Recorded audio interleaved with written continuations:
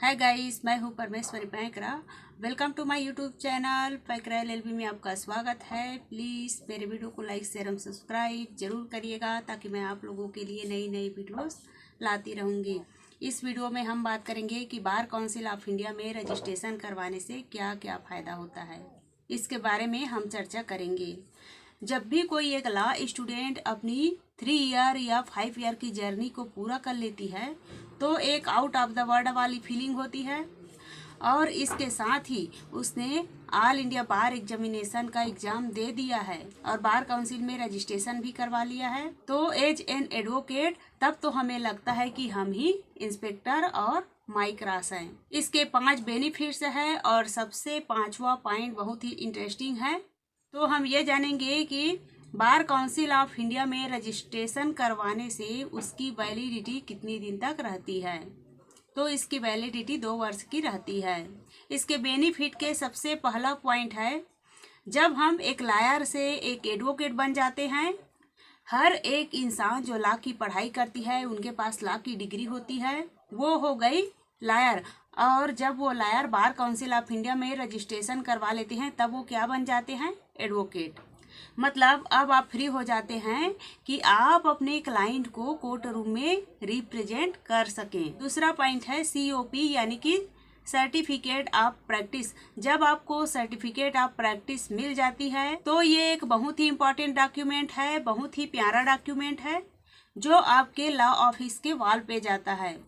COP यानी certificate of practice मिल जाने के बाद आप इंडिया के किसी भी हाई कोर्ट या लोअर कोर्ट में जाकर आप प्रैक्टिस कर सकते हैं। ध्यान दीजिएगा, यहाँ पे मैंने सुप्रीम कोर्ट नहीं कहा है, क्योंकि सुप्रीम कोर्ट में प्रैक्टिस करने के लिए AOR अर्थात एडवोकेट ऑन रिकॉर्ड की अलग से एग्जाम होती है। उसके बाद ही आप सुप्रीम कोर्ट में as an lawyer, as an advocate practice कर सकते हैं। AOR के बारे में अलग से चर्चा करेंगे। इसके बाद आते हैं इनके तीसरे बेनिफिट्स के बारे में।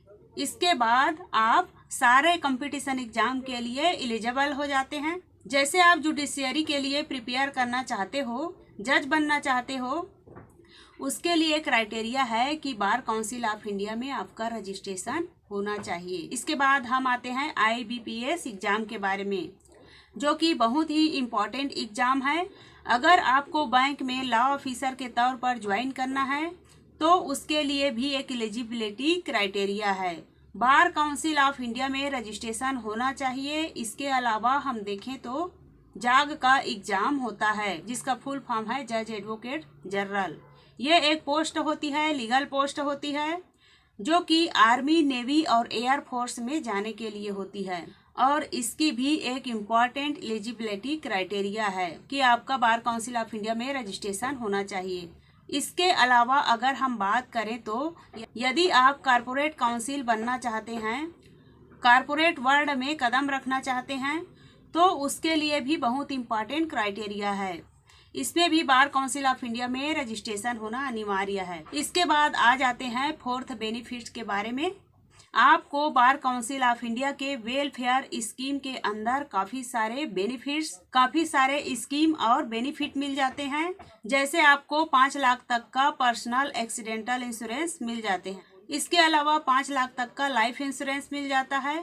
मान लीजिए कि आपको कोई सीरियस डिसीज हो जाता है तो उस केस में आपको बार काउंसिल से मॉनेटरी बेनिफिट मिलता है।